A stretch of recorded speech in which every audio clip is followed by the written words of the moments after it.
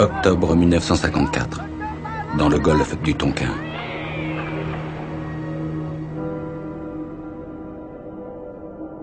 Rien n'est plus pathétique qu'un peuple qui fuit. La panique de ceux qui abandonnent tout pour garder leur liberté.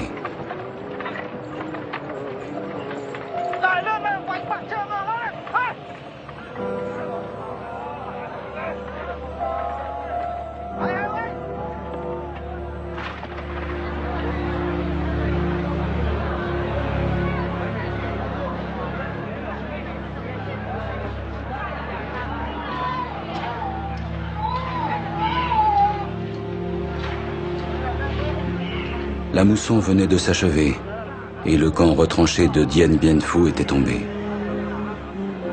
Pour échapper aux troupes communistes d'Ho Chi Minh, un fleuve humain de plusieurs millions de Vietnamiens prend la route de l'exil. Ils vont où? Ils ne savent pas. Ils vont coucher où? Ils ne savent pas. Que vont-ils manger? Ils ne savent pas. Ils fuient.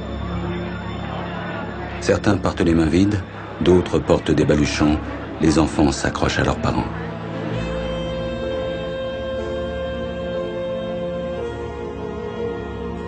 Ceux que l'on appelle les petits blancs partagent le sort de cette foule asiatique. Des Français employés des plantations, des commerçants ou des petits fonctionnaires établis en Indochine depuis près de 50 ans. À leur côté, on rapatrie les soldats français sortis des camps de prisonniers, humiliés et squelettiques, qui rapportent avec eux leur drapeau après la défaite tragique du 8 mai 1954 à Dien Bien Phu. Pour eux, c'est un monde qui s'écroule.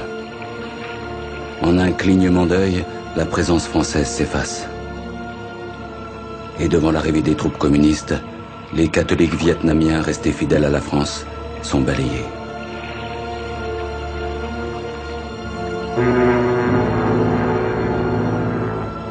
Ces gens-là, je les ai aimés. J'ai vécu 6 années avec eux.